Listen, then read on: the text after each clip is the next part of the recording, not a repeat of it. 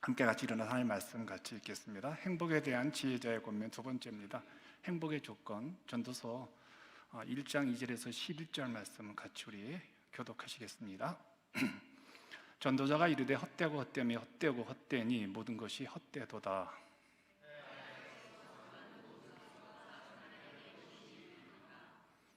한 세대는 가고 한 세대는 오되 땅은 영원히 있도다.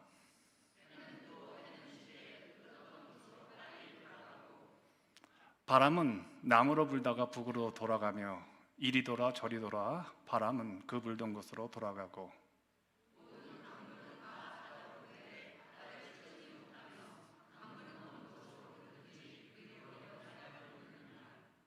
모든 만물이 피곤하다는 것을 사람이 말로 다 말할 수 없나니 눈은 보아도 족함이 없고 귀는 들어도 가득 차지 아니하도다.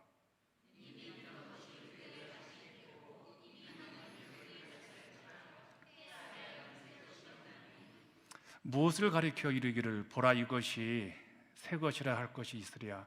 우리가 있기 오래전 세대들에게도 이미 있었느니라. 이전 세대들이 기억됨이 없으니 장래 세대도 그 후 세대들과 함께 됨이 없으리라. 우리 함께 마지막 3장 22절입니다. 시작. 그러므로 나는 사람이 자기 일에 즐거워하는 것보다 더 나은 것이 없음을 보았나니 이는 그것이 그의 목이기 때문이라. 그의 뒤에 일어날 일이 무엇인지를 보게 하려고 그를 도로 데리고 올 자가 누구이리라. 아멘. 그 오늘 본문을 읽고 난 다음에 어떤 마음이 드셨습니까? 좀 허무하다는 생각 안 드세요? 이게 인생이라면 굳이 이렇게 오래 살 이유가 뭐가 있을까요? 이렇게 마음이 들면 우리 마음속에 어떤 느낌들이 들어옵니까? 공허하다, 참 다 부질없다, 무익하다, 허전하다, 쓸쓸하다, 이런 감정들이 들어오죠. 근데 인생을 살아가면서 이런 감정들이 언제 훅 하고 우리들 가슴에 들어올까요? 어떤 일에 대해서 우리가 많이 노력을 했는데 그 성과가 원하는 대로 되지 않았을 때 이런 감정을 느끼죠. 열심히 일했는데, 봉사했는데 열매가 없습니다. 이럴 때 이 감정 들죠. 참 쓸쓸하다 이런 생각이, 참 부질없다. 근데 성공할 때도 이런 느낌이 듭니다. 제가 8년에 이제 미국 유학 공부하면서 PhD를 딱 받았을 때 졸업장 하나를 딱 봤는데 되게 허무하더라고요. 내 30대를 다 이곳에 보냈는데 한 장으로 끝나고 사진 한 장으로 끝나는 거. 야, 이거 받으려 이렇게 공부했나? 이게 정말 다인가? 한 발 물러서서 내가 성취했던 것들, 내가 그렇게 중요하게 생각했던 정말 이 일이 정말 가치 있는 일인가? 자기도 모르게 성공했음에도 불구하고 허무감에 휩싸이게 되어지죠. 또한 사람들 관계에서도 허무와 무의미를 느낄 때가 참 많습니다. 정말 친하다고 생각해서 우리의 삶을 나눈 거라고 생각했는데 20년, 10년, 그런데 어떤 날 한 단어, 한 말, 한 표정으로 인해서 쌀쌀맞게 그 수십 년의 인연이 끊어지는 것을 보면서 야, 이게 사람과의 관계인가? 이게 신앙인들이 이렇게 교제가 이렇게 피상적인가?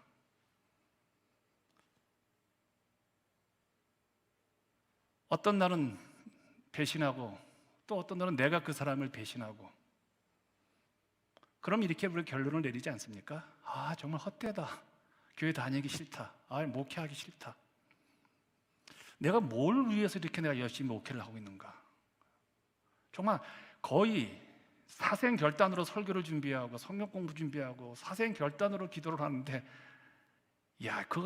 이게 뭘까? 지금까지 내가 살아온 것이 무슨 유익과 보람이 있는가 생각을 하죠.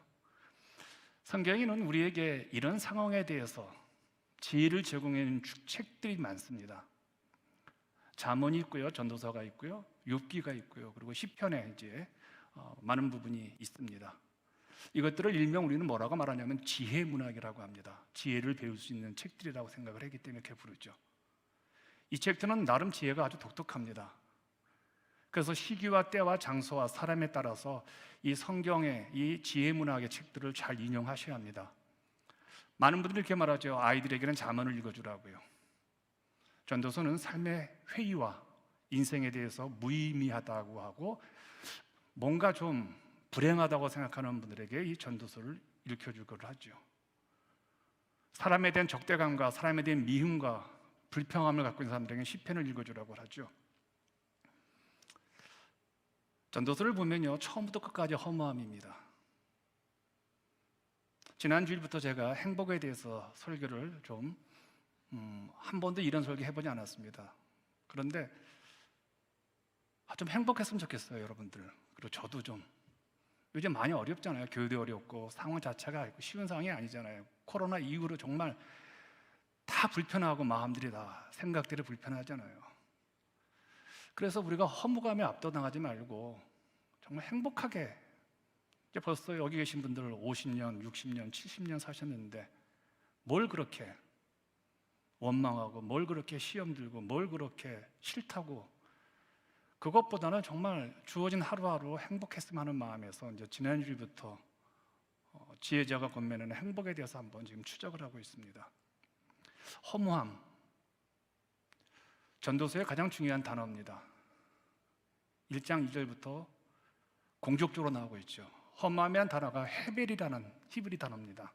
헤벨은 숨을 들이쉬고 내쉴 때 표현하는 단어죠. 그러니까 헤벨은 여러분 숨 쉬는 것처럼 이게 있는 거야? 들이마실 때처럼 조금 들어왔네?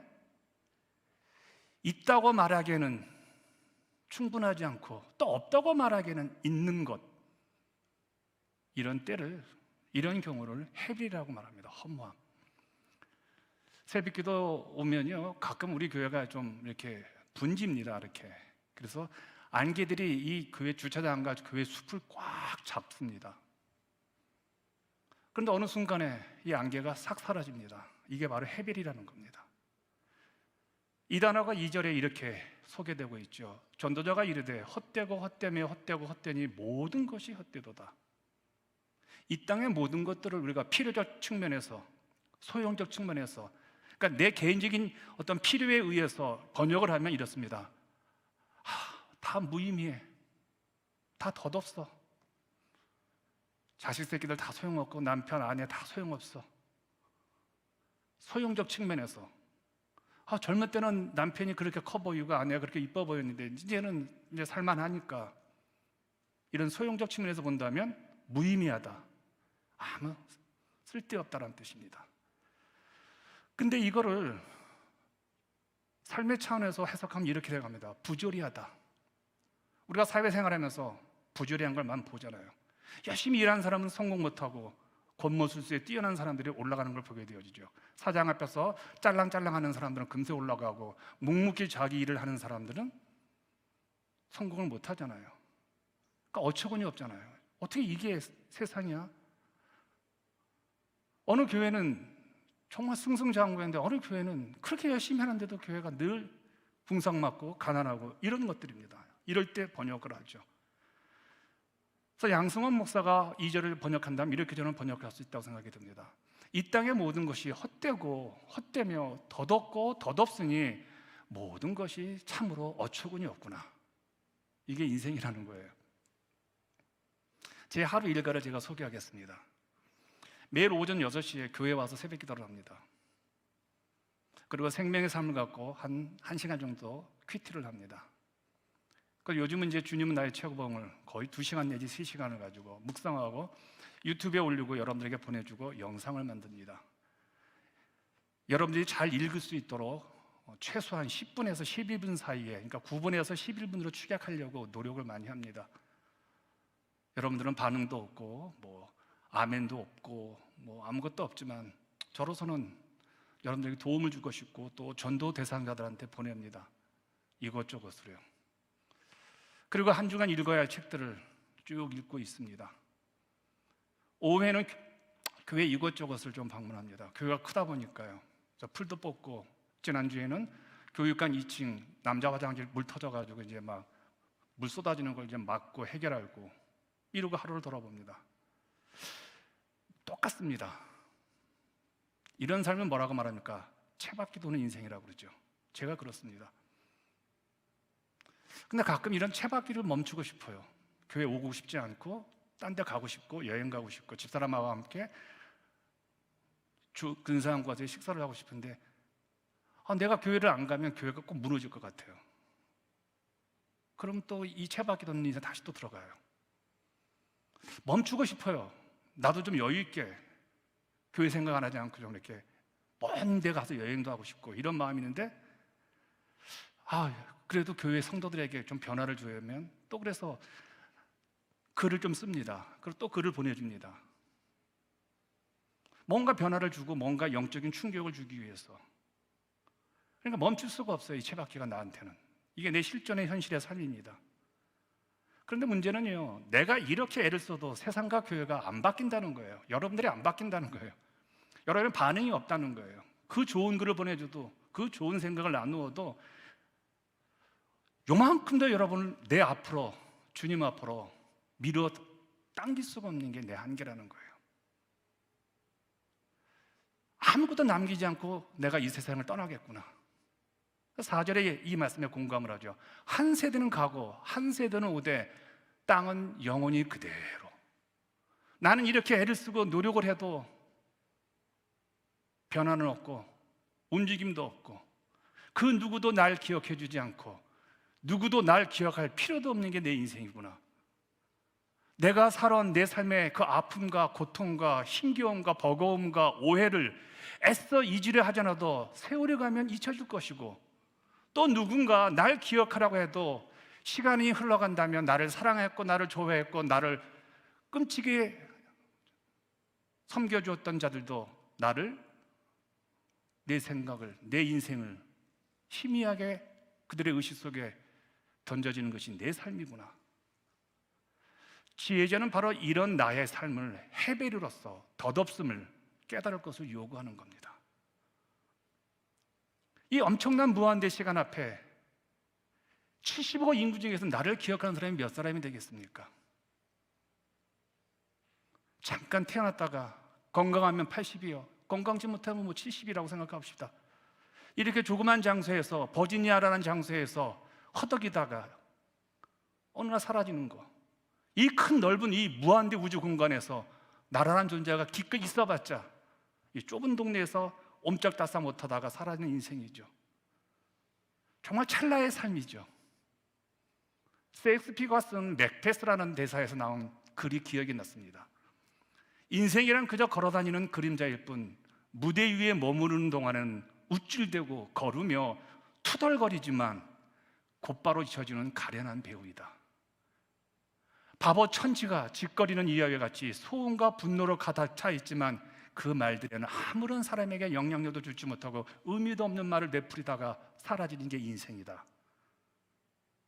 이런 인생이 뭘 그렇게 잘났다고, 뭘 그렇게 우쭐대고, 뭘 그렇게 속상하다고 시험 들고, 뭘 그렇게 한평생 이 짧은 인생 속에서 덧없는 인생인데 뭘 이렇게 힘들게 사냐는 거예요. 내일이 뭘 이렇게 중요하냐는 거예요. 내일 여러분 살고 죽을지 아무도 모르는데 오늘 주어진 이 사람들하고 내 사랑하는 가족들과 남편하고 아내와 자식들과 새끼 밥을 먹으면서 주님 얘기하고 사랑 얘기하고 이렇게 살아도 인생은 금세 끝날 인생인데 뭘 그렇게 미워하고 뭘 그렇게 투덜대고 뭘 그렇게 근사한 것이 있다고 뭘 그렇게 교회 부흥이 중요하다고 무슨 교회 프로그램이 중요하다고 그렇게 교회에 대해 투덜대면서 이게 헤벨이라는 거예요. 이걸 깨달으라는 얘기예요. 그렇다면 지혜자는 우리 삶에 어떻게 살아야 하는지, 무엇 때문에 살아야 하는지, 왜 살아야 하는지를 이제 질문을 던집니다. 그런데 여러분 왜 사십니까? 라고 말한다면 어떻게 대답하시겠습니까? 오늘 왜 숨을 쉬고 있습니까? 라고 묻는다면 여러분 뭐라고 대답하시겠어요? 여러분의 인생의 꿈이 무엇입니까? 아유 목사님 이제 80인데 뭘 물으세요? 여러분 80 인생도 여러분 이쁜 거 보면 이쁘잖아요. 안 이쁘세요? 좋은 옷 입으면 입고 싶잖아요. 아닌가 보네. 그렇죠? 이게 답하는 것이 참 어려워요. 이런 우리 마음을 전도서 지자가 알았는지 13절에 이렇게 속마음을 드러내고 있습니다. 마음을 다하며 지혜를 써서 하늘 아래에서 행하는 모든 일을 연구하며 살핀즉 이는 괴로운 것인데, 근데 또 하나님이 그 괴로운 것을 고민하도록 하나님 인생들에게 또 수고하게 한다. 아니, 덧없는 인생인데 그 가운데 행복을 찾으라고 하시는 거예요. 지혜진은 이 땅에서 벌어지는 온갖 일들을 제가 지난주 소개했던 거로 경제학자 시각에서 봅니다. 돈을 가지고 세상의 행불행을 추구합니다. 심리학자들의 마음을 가지고 행불행을 추적합니다. 사회학자들을 통하여서처럼 행불행을 추적을 합니다. 아주 꼼꼼하게 점검을 한 거예요, 이 지혜자가요. 근데 이 지혜자가 보니까 하나님이 만드신 이 만물의 견고한 이 초성, 아무리 연구하고 연구해도 답이 안 나오는 거예요. 내가 아무리 뭐라고 말해도 정한 때가 되어지면 봄이 오고, 정한 때가 되어지면 여름이 오고, 정한 때가 되면 가을이 되고 겨울이 되어지고, 정한 때가 되면 사람이 헤어지게 되어지고 죽게 되어지고, 정한 때가 되면 자식들이 내 것을 떠나게 되어지고, 내가 그 아이들을 붙잡으려고 아무리 뇌를 쓰고, 내가 봄이 안 왔으면 좋겠다 해서 봄을 붙잡으려고 노력하고 과학을 발전시켜도 때가 되면 정확히 봄이 올 것이고, 그런 무의미한 인생들에게 뭘 고민하게 해. 그런데 하나님은 자꾸 고민하라고 하는 겁니다. 이게 불행한 거냐, 이게 행복한 거냐고요. 마치 우리가 영원한 태밖에 돌아가는데 그 채밖에 도는 것 가운데서 어떻게 살면 행복한 겁니까? 어떻게 살면 불행한 것입니까? 어떻게 살면 예수를 잘 믿는 겁니까? 어떻게 살면 우리 아이들이 정말 건강하게 행복하게 할 수 있을까요? 이미 정해진 건데 그걸 계속 묻게 만드는 이 고생을, 수고를 하나님이 하게 하신다는 거예요. 그리고 이런 것에 우리의 마음을 빼앗기게 하셨다고 말을 해요. 안 빼앗겼으면 좋겠어요. 어차피 봄이 오면 그냥 봄대로 살면 되는 것이고, 어차피 죽을 때가 되면 다 벗어버리고 죽으면 되는데, 그 죽음도 두렵고 안 죽으려고 애를 써도 어차피 죽음은 찾아와요. 내 이쁜 딸을 내 품에 안고 싶어도 걔가 30대만 되어지면 남자 만나서 떠나요.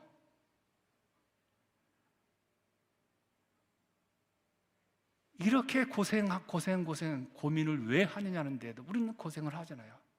그래 좀 더 잘 살아보려고 그러고, 좀 더 의미 있게 살아보려고 그러고, 그리고 좋은 교회, 좋은 목사 밑에서 신앙생활 해보려고 기웃기웃거리고 있는 것이 우리의 모습이잖아요.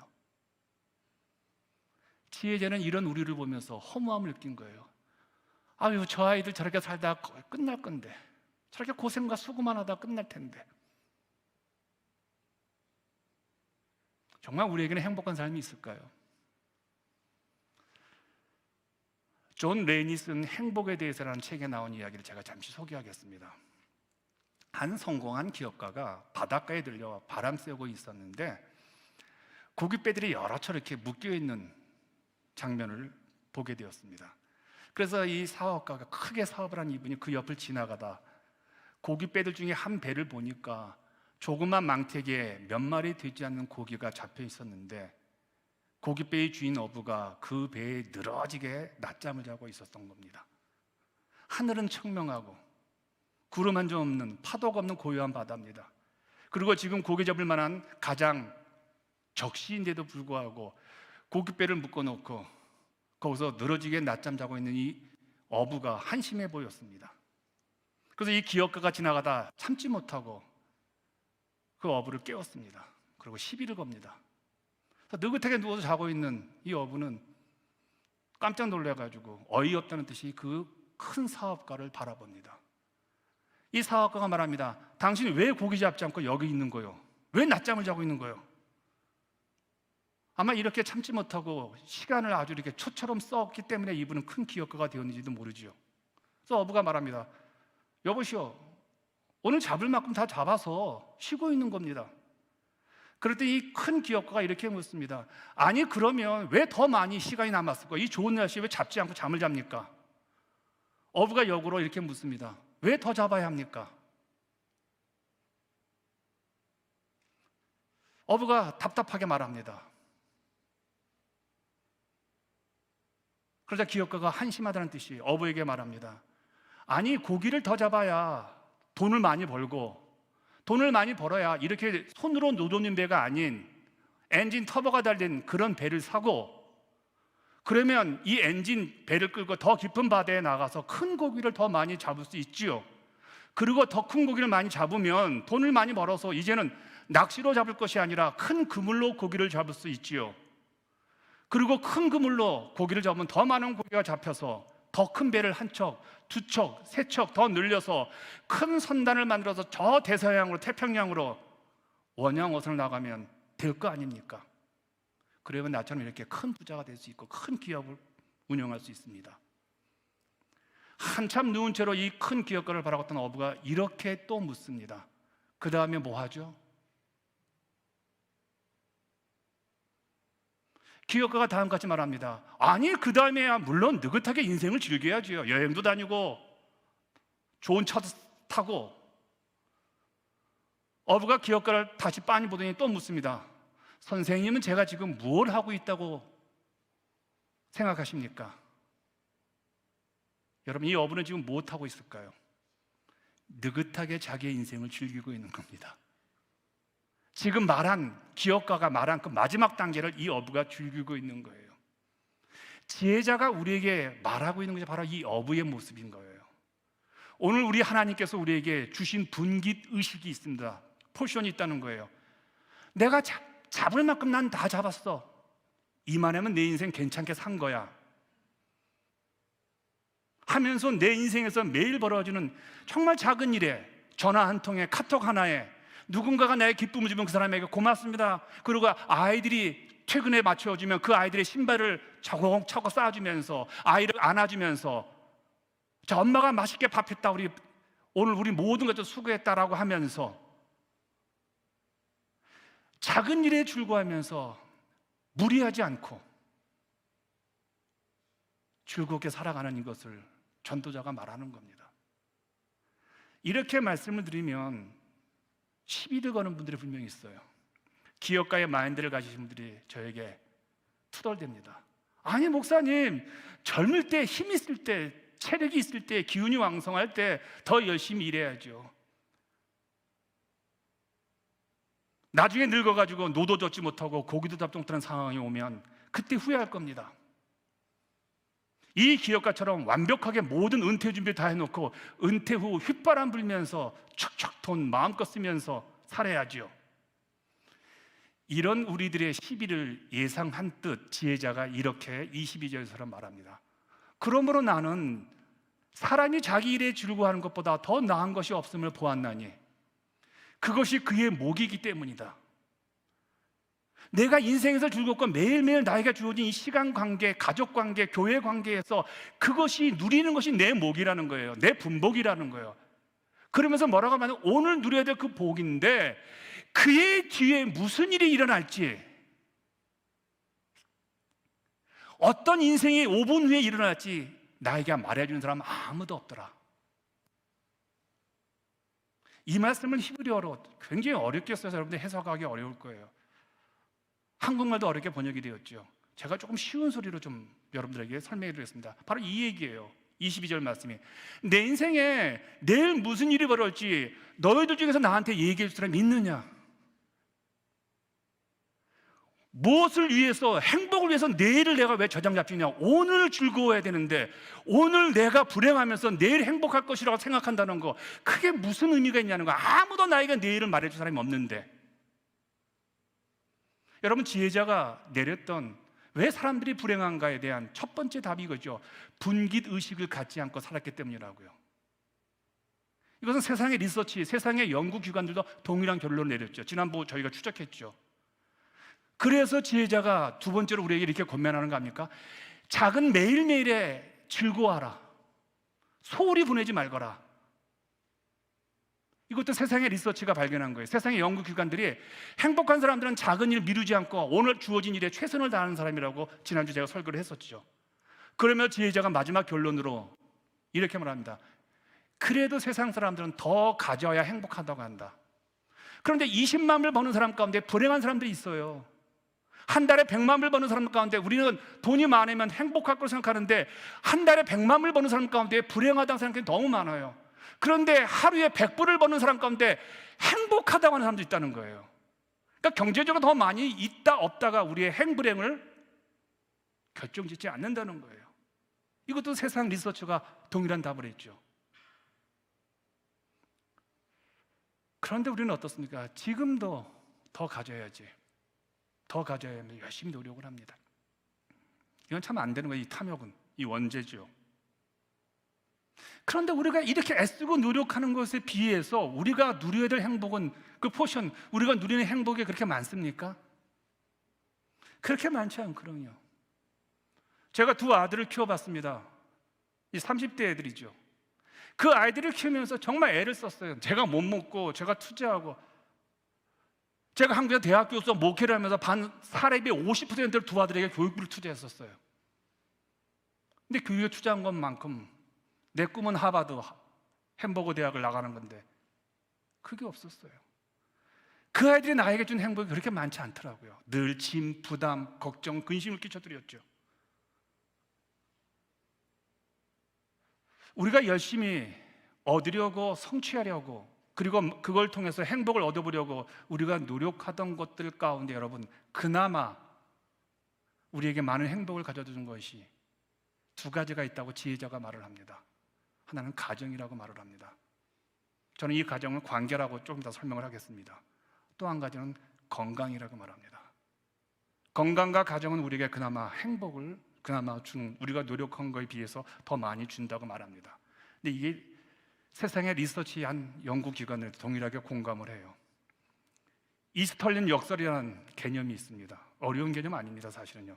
서던 캘리포니아 경제학 교수에는 리처드 이스털린이라는 교수가 고안해낸 개념인데요.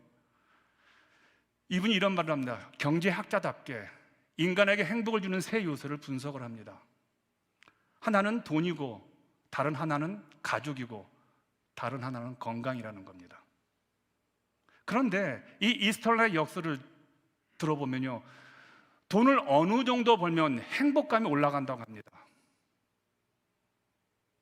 그런데 내가 기대했던 그 돈을 버는 그 소득의 이상을 넘어가면 행복감이 증가되지 않는다는 거예요. 그러면 행복하려면 어떻게 해야 됩니까? 이 학자가 이렇게 말합니다. 철저한 경제학자답게 우리에게는 시간이라는 자원이 한정되어 있습니다. 그러면 행복감을 극대화하기 위해서는 우리에게 있는 한정된 시간을 돈을 버는데 더 많은 시간과 우리의 노력을 쓸 것이 아니라 건강관리하는데, 그리고 가족들과 행복하게, 이 가족들에게 좀 더 시간, 돈, 자원을 쓰라고 말합니다. 그런데 여러분, 가족, 우리 주변의 인간관계, 그리고 건강에는 어떤 공통점이 하나 있습니다. 하나님이 나에게 주신 분복이라는 겁니다. 가정은 하나님 우리에게 주신 가장 행복한, 가장 멋진 선물이죠. 건강도 마찬가지라는 겁니다. 사실 내가 건강 관리를 잘못해서 지금 어려운 거잖아요. 관계, 교우들 관계, 여러분들 친구들 관계, 이게 하나님의 선물이라고 합니다. 이게 공통점이에요. 그렇다면 행복하려면 어떡합니까? 이 가정이, 나와 오늘 관계를 맺고 있는 내 친구들과 내 주변 사람들이, 그리고 오늘 내 몸의 육체적인 이 건강에 대해서 분깃 의식을 가지고, 선물 의식을 가지고, 하나님이 나에게 족한 줄로 즐기라고 주신 가족이고, 하나님이 나에게 매일매일 행복하라고 족한 것을 누리려고 우리에게 건강을 주셨고, 하나님이 오늘 매일매일 나에게 행복하라고 내 친척과 내 친구와 교우들을 나에게 주셨다는 이 의식을 가지라는 거예요. 매일매일 벌어지는 작은 일에 충성하면서 건강에 관련해서는 조금 더 고기를 덜 먹으시고, 채소를 먹으시고, 하루에 조금 더 운동 좀 하시고, 걸으시고, 매일 조금씩 건강 신경 쓰면서 살아가라는 겁니다. 지금 돈 많이 벌어서 우리 아이들 좋은 대학 보내고요, 지금 돈 많이 벌어서 우리 아이들 이 어려운 미국 생활, 지금 이 경기에서 집 사주고, 그러지 말고 나중에 좋은 대학 보내고 좋은 집 사주기 위해서 지금 막 돈을 버는 거라고 해서 아이들한테 막 쏟아붓지 말고, 조금 시간을 내어서 자녀들과 함께 누릴 거 누리면서 이야기하면서 그것을 즐기라는 겁니다.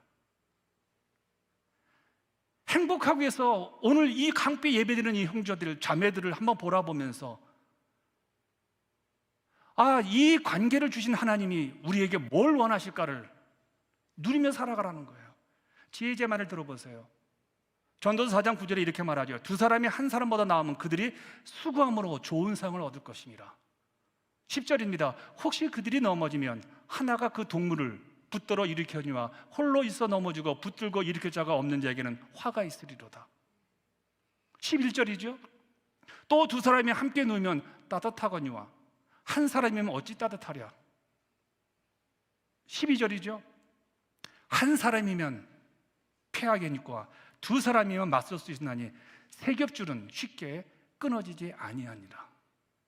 우리는 함께 엮인 그물로서 살아간다는 겁니다. 독불장군으로 혼자 살아갈 수 없다는 거예요. 근데 문제는 사람들이 이걸 놓치고 있다는 겁니다. 엉뚱한 곳에 가서 시간을 낭비하고 있다는 겁니다. 노력을 낭비하고 있다는 거예요. 그래서 가정을 잃어버리고 건강을 잃어버리고 좋은 교회를 놓쳐버린다는 거예요.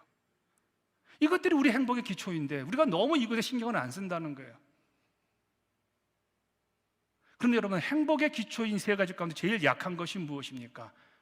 저는 가정은 아닌 것 같아요. 우리 교우들을 보니까요.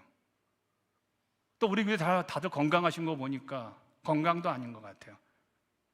관계가 제일 문제예요. 우리는 관계에서 행복보다는 불행을 의도적으로 선택하는 것 같아요. 우리는 의도적으로 시험을 받으려고 교회에 나온 분들 같아요. 우리는 의도적으로 다른 사람과 관계를 단전시키려고 교회를 나오는 분들이 생각보다 많다는 거예요. 여러분 잘 보세요. 우리는 상대방이 있는 모습 그대로 인정하지 않고 내가 그려진 상대방을 만들어버립니다. 저 양승원 목사입니다. 근데 여러분들은 저를 여러분이 기분 느끼는 대로, 기분 나쁜 대로, 또 여러분이 저한테 은혜 받는 대로 저를 그려대요. 여러분이 은혜 받으면 저를 굉장히 큰 사람이 돼버려요. 근데 여러분이 시험 들거나 여러분이 제 설교에 마음에 안 들면요, 제가 형편없는 목사가 돼버려요. 나는 그냥 고운데 어떤 사람이 가면 나는 막 좋은 목사가 됐고요, 어떤 사람이 가면 나는 막 나쁜 사꾼 목사를 버리는 거예요. 난 똑같은데 왜 그럴까요? 내 기분대로, 내 느낌대로, 내 마음의 상황대로 사람을 완전히 판단해버리고, 그러다가 그 상대방과 관계가 회복되지 않으면 그를 막 미워해버려요. 냉정하게 판단을 해버린다는 거예요. 내 생각에 따라 모든 것이 좋거나 행복한 관계가 되기도 하고 형편없거나 못날 수도 있다는 거예요.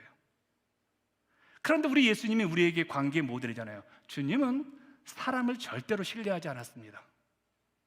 사람을 믿지 않았다는 거예요. 그러니 사람을 신뢰하지 않았으니까 사람에 대한 의심을 하겠습니까? 악감정을 가질 수 있어요? 내가 이 사람을 기대했기 때문에 내가 그 기대가 무너질 때 그 사람에 대해서 우리가 악감정을 갖잖아요. 근데 주님은 사람에 전혀 신뢰를 안 했습니다. 믿지를 않았어요. 그래서 우리 주님이 인간관계에 대해 굉장히 냉정하게 우리에게 말씀하신 거예요. 다 끊어라. 믿지 말거라. 오직 하나님 한 분만을 바라보면서 신앙생활하거라. 관계를 누리라. 이렇게 말을 했죠. 이 관계라는 게 참, 다음 주에 한 번 더 제가 언급하겠는데, 나타부도 포우다비 경제학자라는 분이 계십니다. 이분이 최악의 인간관계가 극적으로 회복되었을 때 경제학자답게 얼마나 이 행복의 비용이 들어가는지를 계산을 했습니다. 대단해서 재밌어서 제가 여러분에게 소개합니다. 한 사람이 어떤 사람과 관계의 질, 교제의 관계가 아주 나빠요. 서로 미워하고 이랬어요.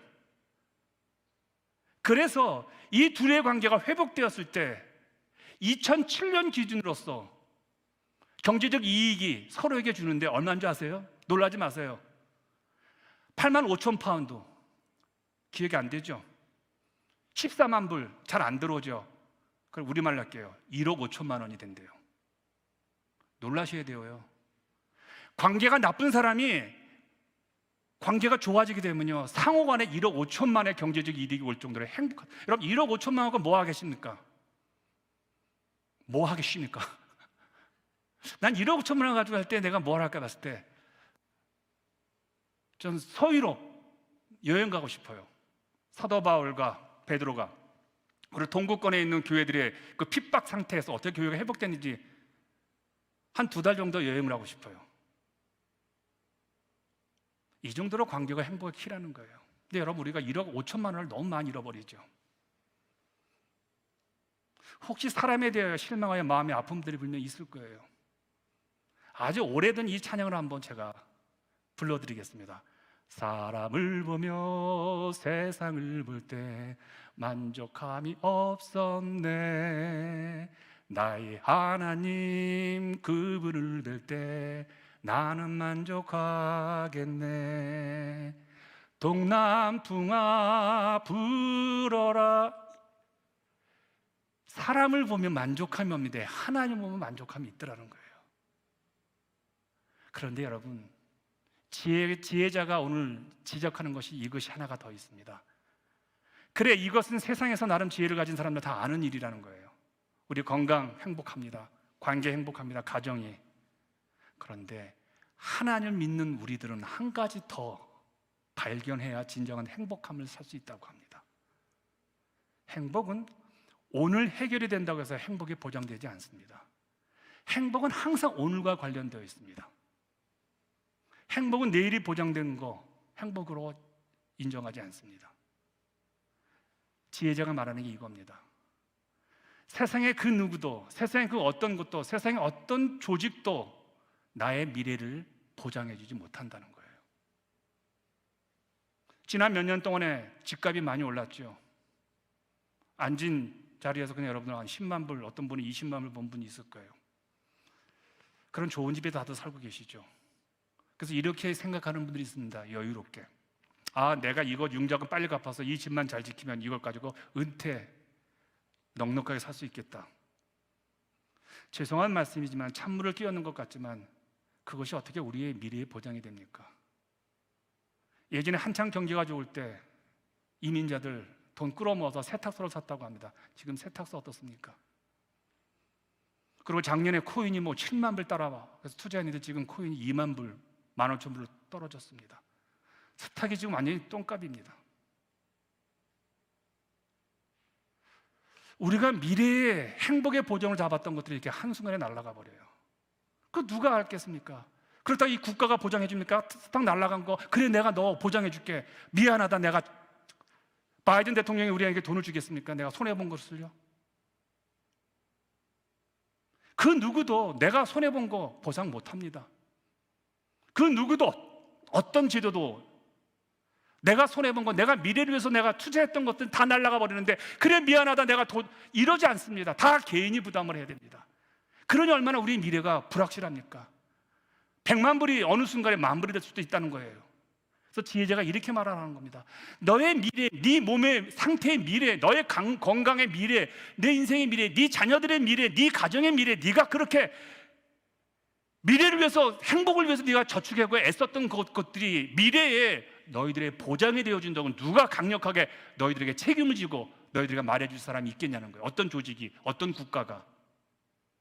결론 이렇게 내립니다. 이 땅에는 아무것도 없다는 거예요. 이게 불행한 거예요. 그러면 지혜자가 뭐라고 말하냐면요, 그런데 내 소견에는 사람이 자기 일에 줄거나 나은 것이 없다. 그래서 매일매일 행복하게 살아라. 그럼 인생이 내일이 없는데, 내일이 불안한데 어떻게 행복하냐는 거예요. 그래서 내일을 위해서 뭔가 투자를 하는데 그것도 믿을 수가 없는 거예요. 어느 날 집값이 떨어질지, 어느 날 주식이 떨어질지, 어느 날 우리 아이들이 엄마 아빠 미워하면서 돈 안 줄지 아무것도 모른다는 거예요. 바로 여기서 지혜자가 말하는 거예요. 그래, 니들이 아이들에게 보험을 걸었고, 니들이 스탁에 보험을 걸었고, 네가 뭐에 보험을 걸었는데 그것들은 너희들의 미래에 아무런 의미가 없다. 그런데 하나님이 너의 미래를 책임집니다. 할렐루야. 왜냐하면요, 스탁은 주식회사와 관련된 것이지, 그 주식회사는요 이득만 났을 때 우리에게 돌려주는 목이지, 주식이 망했을 때 피해를 보상해 줄 책임이 없고 그런 관계가 없어요. 그런데 하나님은 이렇게 말씀하셨습니다. 너의 죄악과 너의 불행과 너의 몹쓸 질병과 너의 몹쓸 인간관계와 네가 지금 살아가는 삶에 있어서 형편없는 것을 위해서 예수께서 죽으셨는데 내 아들을 죽임선까지 너희들에게 내가 사랑했는데 미래에 벌어질 네 인생을 내가 책임지지 않겠냐는 거예요. 스탁과 코인은요 우리에게 보장 못합니다. 그런데 하나님은 자기의 아들을 죽이면서까지 그의 아들을 우리를 위해서 죽였었습니다. 그러면 하나님은 우리 인생에 개입하신 거예요. 우리가 불행한 것을 그분은 못 보시는 거예요. 그분은 우리가 아픈 걸 못 보시는 거예요. 그분은 우리의 자녀들이 뒤로 나가 떨어져서 이 미국 땅에서 형편없이 살아가는 것을 우리 하나님 못 보시는 거예요. 왜요? 내 아들을 죽이면서까지 그렇게 사랑했는데. 그러면 하나님은 끝까지 우리를 책임지신다는 거예요. 그게 임마누엘이에요. 할렐루야. 그 하나님이 우리의 미래의 행복의 보장이라는 거예요. 어떤 국가도 우리를 책임 못 집니다. 어떤 조직도 우리를 책임지지 못해요. 이런 상황에서 나의 내일과 나의 장래를, 나의 자녀들의 미래와 나의 자녀들의 장래를, 우리 교회의 미래와 우리 교회의 장래를 하나님이 맡아주셨다는 거예요. 하나님은 내게 필요했기 때문에 꼭 필요한 만큼 나에게 은혜를 주셨습니다. 가정을 주셨고, 좋은 성도 만나게 하셨고, 좋은 친구를 만나게 하셨습니다. 내가 당장 지금 그것이 필요하니까 하나님 주신 거예요. 필요하지 않다면 그걸 왜 주셨겠어요? 그러니 여러분, 오늘 이 순간 이 예배 가운데 마음껏 즐기세요. 오늘 이 예배 이 공간에서 여러분 뭐 부흥 생각하지 마세요. 여러분 헌금 생각하지 마세요. 돈 없어서 하지 마세요. 교회 봉사하심 하지 마세요.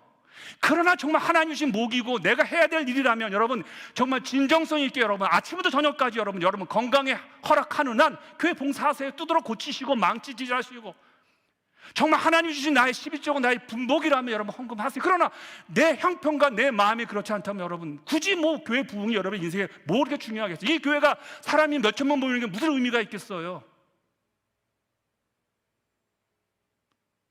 하나님이 나에게 주신 목이라는 생각을 가지세요. 양수만 목사는 내가 신앙생활하는데 나에게 주신 하나님이 주신 선물이다. 여러분들이 내 목회하는데 하나님 주신 선물이다. 여기가 몇천 명이 모이는 교회 아닙니다. 그러나 정상적인 설교가 진행되어지고 정상적인 성도의 사랑이 되어지고 오늘 우리에게 맡겨진 분보고에 대해서 행복해하면서 감사하면서 웃으면서 지내는 그런 교회라면요, 옆에 교회가 수천 명이 수만 명이 모이는 교회인데 서로의 행복을 모르고 숫자는 있지만 생명이 없는 교회라면요, 여러분 어느 곳을 택하시겠습니까?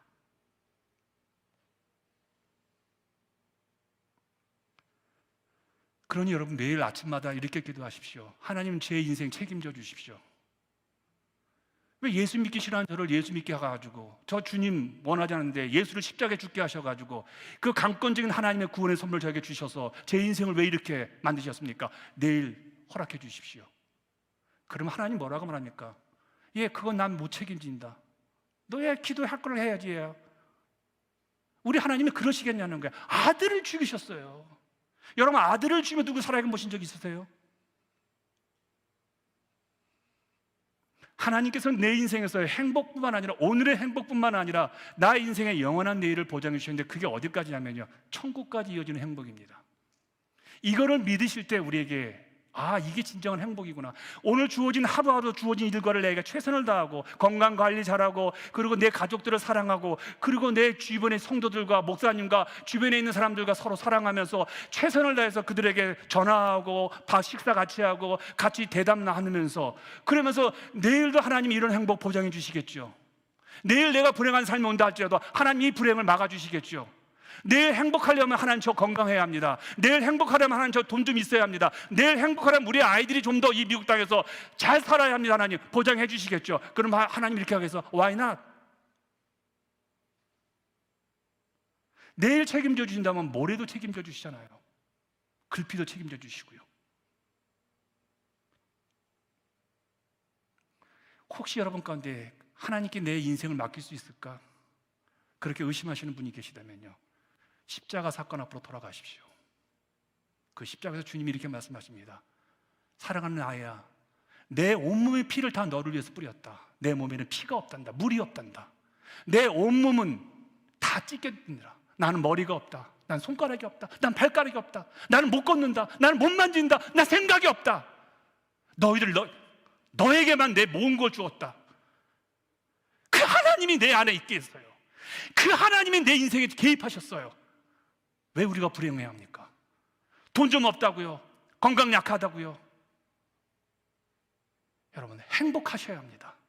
이 행복을 악한 영한테 빼앗기지 마시고 십자가 든든히 붙잡으시면서 하나님의 은혜에서 나의 분복인 것을 여러분 미루지 마시고 오늘 이 순간 당장 누리시는 여러분과 제가 되시길 축원하겠습니다. 같이 기도합니다. 하나님께